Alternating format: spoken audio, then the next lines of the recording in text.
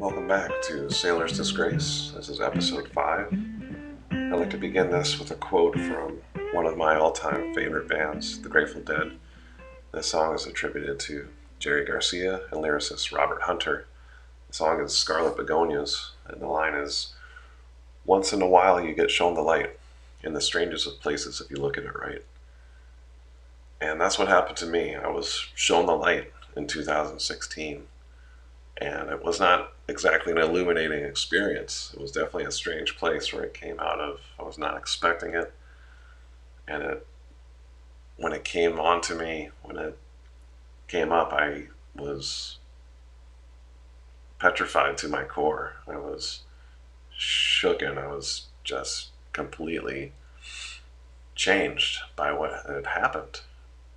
And to get into it, 2016, June, I was stationed in Baltimore as a chief, and I made warrant officer that June. And I reported to Houston and Galveston.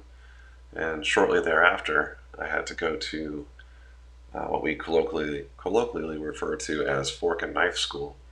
But it's actually Chief Warrant Officer Professional Development Course at the Academy, at the Coast Guard Academy in New London, Connecticut. And it's called Fork and Knife School because they actually teach chiefs how to eat. We actually have I forget if it's a full day or half day course on how to properly eat at a formal dinner setting and how to eat in the wardroom with the officers because you're now an officer. And there's other stuff that we have to learn, of course. It's a 2-week class, and we learn everything about Coast Guard leadership and how to speak to senior leadership, how to affect change, how to lead others, and how to behave as an officer, and all that stuff. So I went into it, and coincidentally, there were actually some shipmates from the chase in that class. Nobody that I really hung out with on the chase. We had different social circles. I think they had families and things like that. But some familiar faces. The Coast Guard's so small, you're always going to bump into somebody, at least one or two, no matter where you go. So anyway, I get to the class, and I had, to be quite honest, pretty low expectations of the class. I was just going to go and do what I had to do, check the box, and move on with my life, get back to work, like everything else. And the first couple days of class, and that's exactly what I did. I just did everything like normal. Did the classes and met the instructors and did the assignments and went out and had beers with the guys in the class, and everything was going perfectly normal, just normal, until we had a 8-hour day, a full day on sexual assault and harassment. And if you listen to the previous episode, the interview with Shannon Norenberg, she is the sexual assault response coordinator for the Academy, for the Coast Guard Academy. And she's the one that presented the class that day. And I don't know what it was exactly, but something about the way she was presenting the class was different than anything I'd heard before. And I'd heard plenty of training on sexual assault. The few years prior to this, it was a big issue within the military. It was very well publicized. It was in Congress. It was basically forced down our throats. We had many training sessions and all-hand meetings, and it felt like we were oversaturated with sexual assault training and sexual harassment training, and to the point where we just didn't want to hear it anymore. And that's where I was. I was like, oh, great, 8 hours of nothing but sexual assault. This is going to be a blast, But when she started talking, something resonated with me. Something really hit me. It's like a tuning fork, It just grabbed my attention, and something inside of me, I could feel it. I could physically feel something inside of me waking up. And I didn't know what it was at first. To put it back 2004 when the trauma happened, I had buried it so deep inside of me. I never even considered it a possibility or a reality or part of my life. And then all of a sudden something is starting to creep up, something's starting to bubble up inside of me. And I couldn't identify it. But I listened to her all day. I kept listening. And I couldn't focus on exactly what she was saying. But there was something in me that said, I need to talk to her. And she She also had a lieutenant in the classroom, an officer that was a lawyer and had prosecuted several sexual assault and harassment cases at the court-martial level and was speaking on that issue. And I spoke to her first. I remember asking her, and this is the first thing I ever said to anybody, even myself, about what had happened, even hinted at what had happened. And I asked her if there was a statute of limitations on sexual assault in the military. And she said no, and left it at that. I'm not sure if I caught her off guard or if I was so protective of what I was saying inside that she couldn't sense I had something to say. But anyway, I eventually, at the end of the class, I spoke to Shannon, and I asked her if she would have time to talk one-on-one. And she said, of course. And I believe I met her later after that class. I met her in a conference room down the hallway. And there was a long table. It was just the two of us. And she said, what can I do for you? What's going on? And I can't remember exactly what she said, but I do remember what I said. And I looked past her. I couldn't even look directly at her when I said it, and it just came out. It just came out. And I said, when I was a non-rape on my 378, I was raped. And a floodgate opened inside of me. And everything became hyper real at that moment. And I can't tell you exactly what she said or what went on after that specifically. I know there was some paperwork I think I made a restricted report at first, meaning it wouldn't go through the command. It was just between her and I, and there wasn't going to be any legal involvement, but, and I just remember, though, the feeling I had as it all opened up and started coming out of me. It was as if I was raped there in that conference room. That's what it felt like. I was finally experiencing what I had suppressed for 12 years. And it was very real, visceral. I mean, I could feel all the emotions. And I felt sick and scared, and I felt like I was about to die right there. And I remember Shannon was so kind and understanding with me that I just felt like I did the right thing, but I also felt that I screwed up, that I somehow let this horrible secret out, and now it was going to kill me. And I can't remember a lot of the details. I remember that was August 3rd, the day before Coast Guard Day 2016. And there was a Coast Guard Day celebration the next day, and we had barbecue and whatever, food trucks. And I can't remember if it was the 4th or the next day, the 5th. And I just to kind of backtrack a little bit, I shared a room in the barracks with another warrant officer, a great guy, he's a nice guy. But I all of a sudden became a psychopath. I couldn't communicate. I couldn't function. I hid it very well, I think. But I was not able to be myself. Like the days before that, I was normal Julian, normal Chief Warrant Officer Bell, going to the school like everybody else, checking the box. And all of a sudden, I was in crisis mode. And I just remember going to sleep early, and I think he made a comment on that. I remember taking a shower, and I could not even touch my backside. I remember going to wash my rear end, and I started convulsing in the shower.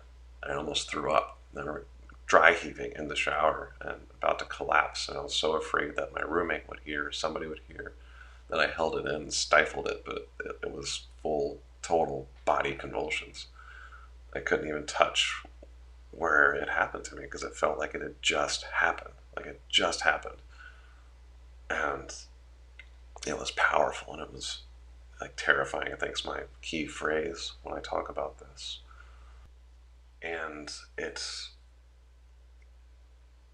was like that until I decided to speak with Shannon again. And I went through it and I said, you know what, I want to make an unrestricted report. And I knew what that meant. But I figured I've gone this far. I'm suffering. And I can't stop now. I have to go full 9 yards on this. I have to push it. And she walked me through that paperwork. And I spoke about it during the interview with her, but I just could not focus on the paperwork. She explained it to me, and I obviously knew the paperwork from all the training we had before over the past couple of years, but I just started signing stuff. But I knew that meant my command would know, my medical would know, that CGIS would know, the investigators. I would be assigned a lawyer, and I would have to start this whole process. And it sent me for a loop, but it was also a relief. It was a relief to finally say it in a small way. Because like I said, it felt like it had just happened to me. And I remember a few days later, or maybe it was the next day, she set up an interview with the CGIS agents. And I had a lawyer fly in from Washington, D.C., who actually I knew from Baltimore. Great guy. I actually had dinner with him and his family in Washington, D.C. a few years prior to that. And again, as a small Coast Guard, he even asked me, he's like, do you want me to be your lawyer? Because we can get somebody else. I said, no, I think the universe is speaking to me. I think it's good that I know you. And he's just a very great guy, good human being. But I remember walking towards the office to go speak with the CGIS agents. And I was in my trops. I was in my tropical blue uniform with the shoulder boards and the combo hat. And it was drizzling outside, and I was holding my black umbrella in my left hand. And I could feel every raindrop that was hitting that umbrella. It felt like it was just vibrating down into my hand through the umbrella. And I was squeezing that handle so tight. I was frozen as I was walking to go speak about what had happened to me, finally. And it was my fear. It was my flight instinct. It was telling me to get the hell out of there, to run away, to not do this. And every step I took felt like 100 yards. Like I was just alone, drizzling rain. It's like something out of a movie. Walking walking the Green Mile to the electric chair is what it felt like. But I kept going. And I finally get there. And the office they put us in, there's two CGIS agents sitting behind a desk with the camera set up, and I knew they were going to do the camera thing. And Shannon was there with me to my left, and so was my lawyer. And the office that they put us in was in construction, or they're reorganizing stuff. So there were boxes everywhere. It was cramped, and it just felt like the worst possible scenario. I was hoping something a little more professional, but I get it. Things aren't always clean. But it just felt like I was shoved into a broom closet with a camera and told to speak about the most traumatic event in my life. And I did. And I remember discussing it. And I've worked with CGIS on different cases, on criminal cases for pollution violations and various other incidents throughout the Coast Guard, Marine incidents. And so I knew their line of questioning, I knew their tactics, and I was expecting that. So I think that helped me in a way. And it's not like they were interrogating me, but they were just trying to get me to talk. And they would ask question after question after question and have me explain in detail as best I could about what they looked like and where I was, what time of day it was. And I felt terrible because I could not remember, and I still can't remember many of those details. And I felt so sad that I couldn't, that time had passed, and maybe that's why I couldn't. But really it was because even if they asked me 2 days after the rape, I probably would not be able to answer all those questions. It wouldn't be there in my memory. I remember drawing on a piece of paper. They had me draw the barracks, and I'm not an artist at all, but I tried to draw what the 12-story building looked like, and they're trying to get me to textualize what I was remembering and if it would trigger anything, any other memories. And I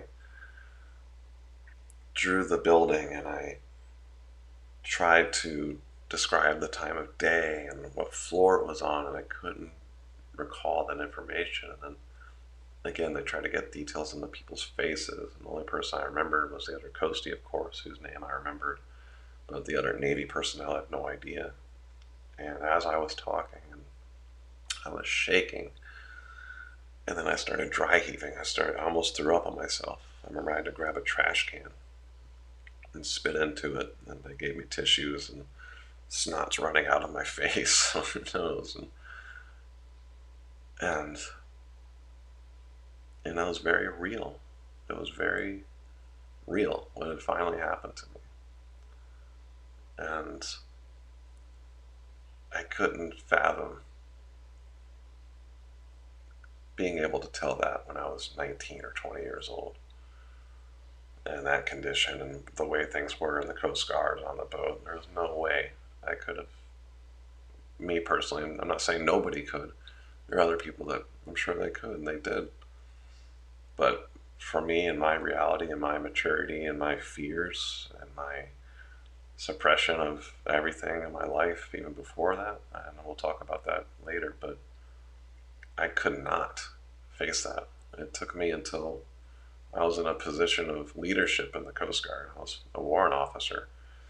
Even as a chief, I couldn't say this stuff, but it took me that long.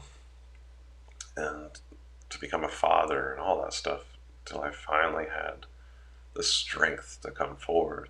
And when I finally came forward, I was a total mess. And the interview went on for some time. And they sent me back to my room. And I know it was a 2-week class, and I can't remember all the details of the class itself after that. It's a blur. I remember telling the instructors, I had to tell the instructors because I was going to miss class time to go speak with CJIS. And they were very understanding. One of the instructors was actually on the chase as well, not at the same time, but we talked about that. And I felt like I was floating. I remember after the interview, I went back to Shannon's office and I laid down on her couch. And I remember I told her I felt like my head was a balloon drifting away from my body. Like I was detaching from myself again, and I was so lost and I was so devastated. And I remember talking to her, and I remember giving her a hug and telling her thank you. And that's all I really remember. The rest of the class, like I said, I went through, we passed, we graduated. I was sent back to Texas. And when I got to Texas, it felt terrible. I was so afraid of who knew, who knew what happened to me. I was told that my deputy, my XO, was informed, and I believe my captain was, in medical. So I think the first stop I made was medical, because I knew I needed help. So I went to the Coast Guard clinic there in Houston, which is just one floor down from my office. And I will say I did not have a pleasant experience with Coast Guard Medical. I remember I walked up to the office window and where they check you in, and they asked how they could help me, and I said I need to see a doctor. And they said, what for? And I said, well, I need to see a doctor. I can't tell you here. It's a waiting room, there's a bunch of people there.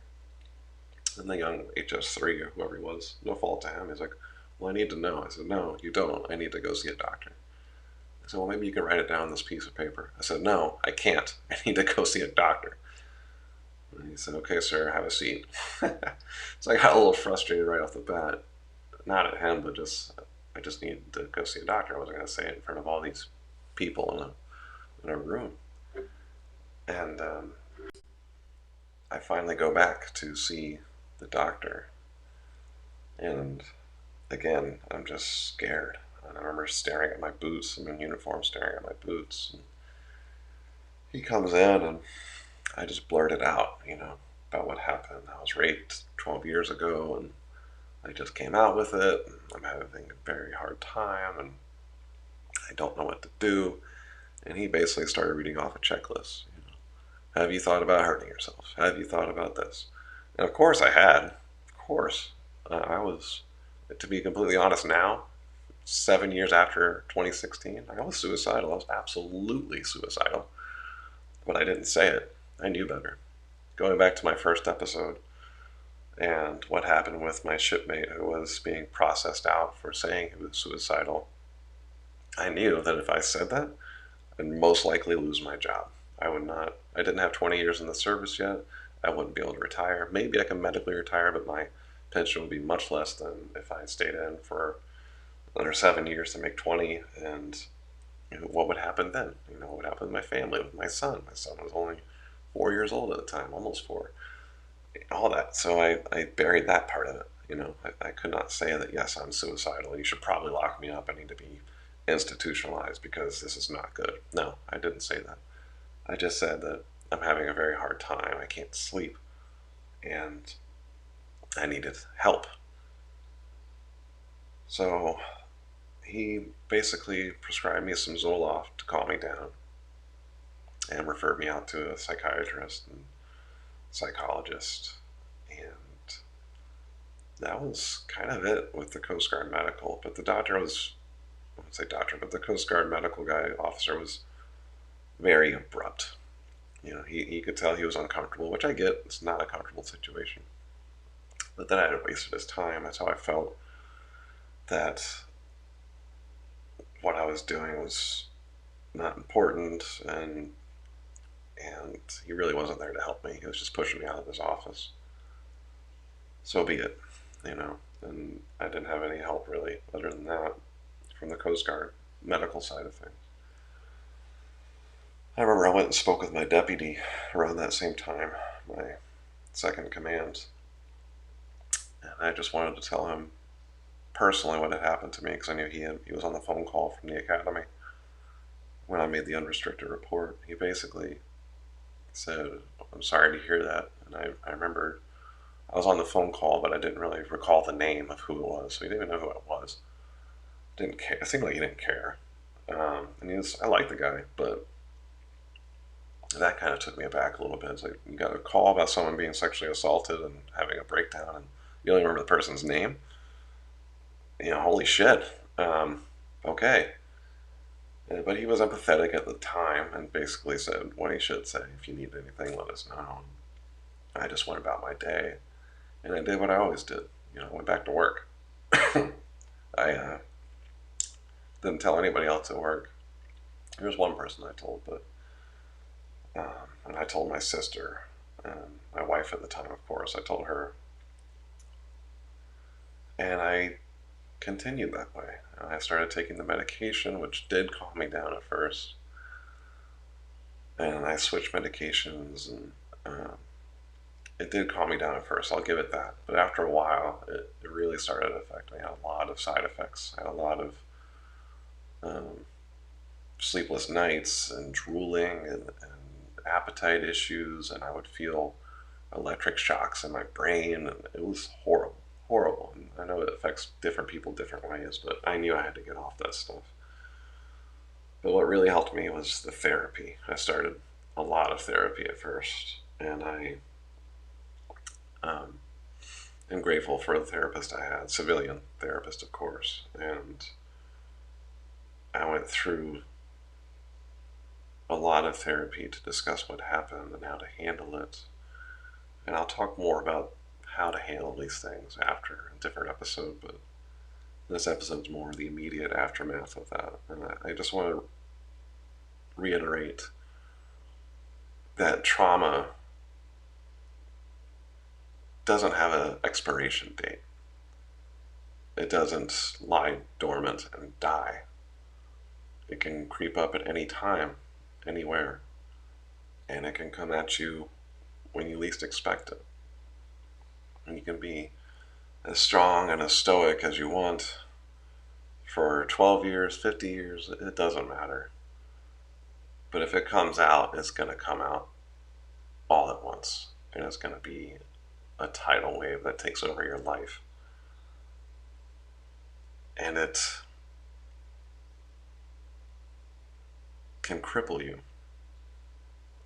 Even when you think you're strong, even when you think that nothing can hurt you, or everything in your life is perfect, or even if it's not perfect. And my life wasn't perfect anyway. And I can honestly say that having gone through that experience and trying to comprehend everything that happened to me 12 years after the fact, and placing all the things I did in between, with the drinking and the suppression and that it was really an awakening moment. It was really a moment in my life that I needed to grow, that I needed to become more mature, that I needed to really survive, even myself. The path I was on was not healthy, just with the drinking alone, but even relationships and people I was with, and it would not have been well for me had I suppressed it any longer. And even though my outward appearance was great, I made Chief Warrant Officer in 13 years, and my career was going great, and I had a good job, and I was finally making money, and I was respected and well liked in my community in the Coast Guard, and all that stuff. But had I continued the way I was going before coming out to Shannon with this trauma, I would have crashed in a different way, I think. And it would not have been able, I would not have been able to recover from that, I think. I would not have had the tools that I have now because of coming out of my trauma. And it's taken me 7 years to get to this point, and I don't want to get ahead of myself and spoil the next couple episodes, but it was allowing myself to finally feel that pain, to finally recognize what happened. That put me on that process of healing, and put me on that process of inner strength and acceptance and understanding too for others. So that's where I think I'd like to leave this episode. It's a difficult topic, and I'd love to hear your feedback. Please, if you guys want to send audio recordings asking questions, or on the Facebook group or Instagram, send me a message, or if you'd like to talk just one-on-one or even on the page, please, I'd really love to hear from you all. And I'm getting some messages from people, so thank you for reaching out. For those I have, it's been very eye-opening, and it's been very rewarding, and I love hearing from old shipmates and even from people I don't know. So please spread the word, and I really appreciate your time listening to me, and I promise I'm going to get this more interactive in the future. But thank you again, everyone. And I'd just like to give a quick plug. Thanks to David Brown of Wayward Blues for the music, for the theme music. Check him out. His link is in my descriptions. He's a great musician. He's also an ex-coastie, and he's also my cousin, but he's a great guy, talented musician. He donated this music for the podcast, so thank you, David. And as always, everyone, thanks again for coming. Thanks again for listening. And take care of yourselves.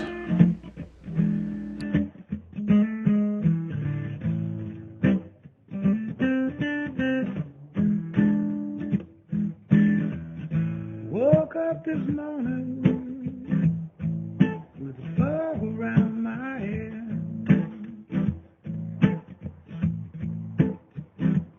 Oh, I looked for you beside me, but I was all alone in my bed.